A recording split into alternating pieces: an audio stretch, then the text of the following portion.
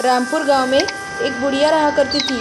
उसके पास एक गाय थी। वो रोज़ चारा काट कर लाती थी और उस गाय को खिलाकर उसका पालन पोषण किया करती थी।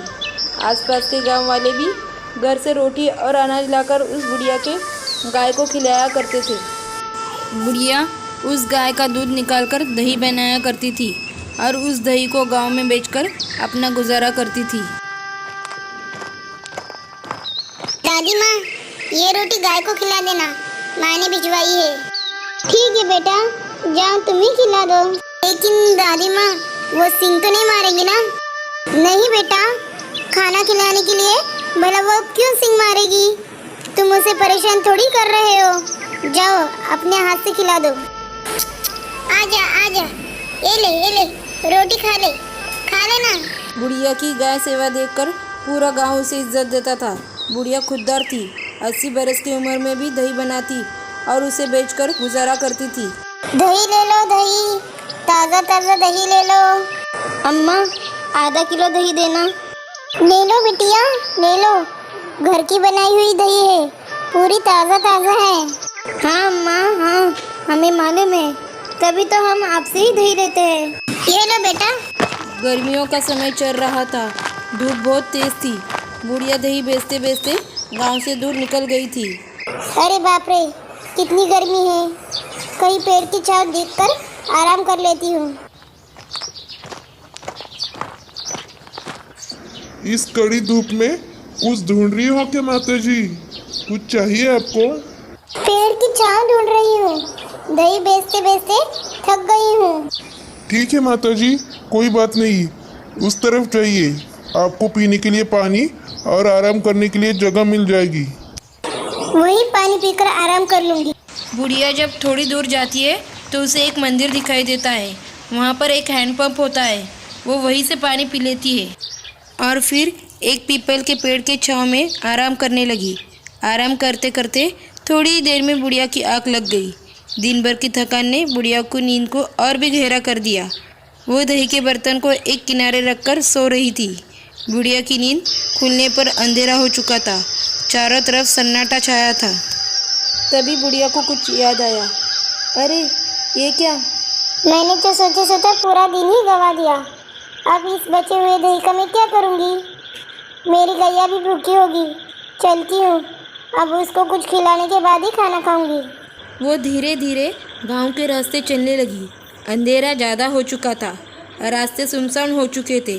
बुढ़िया रास्ते पर चली जा रही थी। तभी उसे एक पेड़ पर रोने की आवाज़ सुनाई दी। ये कौन रो रहा है? कौन है? क्यों रो रहा है? सामने आओ। तभी एक चुड़ैल बुढ़िया के सामने पेड़ से कूदकर खड़ी हो गई। कौन हो तुम और क्यों रो रही हो? पिछले 25 साल से मैं भूखी हूँ। मेरे रोने की आवाज़ सुनकर सब डर कर भाग जाते हैं।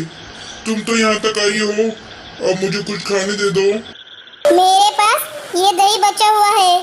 सोचा था घर जाकर मैं और मेरी गैया चावल के साथ खाएंगे, पर तुम तो 25 साल से भूखी हो। तुम्हारी भूख मिटाना ज़्यादा ज़रूरी है। ये लो तुम। लाइए माँ जी, आपको बहुत बहुत शुक्रिया। अपनी भूख मिटा ले बेटा, 25 साल से भूखी है तू। चुड़ैल एक ही बार में सारा दही खा जाती है। खाने के बाद चुड़ैल एक सोने के मटके में उस दही को वापस करती है। ये क्या है बेटा? अभी खाया, अभी वापस कर दिया, और ये मटका भी तो मेरा नहीं है। मेरी भूख की तड़प को मिटाने वाली देवी है अब माँ जी। ये मैं आपको अपनी खुशी से वापस कर रही हूँ, क्योंकि एक परोपकारी और ईमानदार के लिए मैं अपनी शक्तियों का प्रयोग कर सकती हूँ।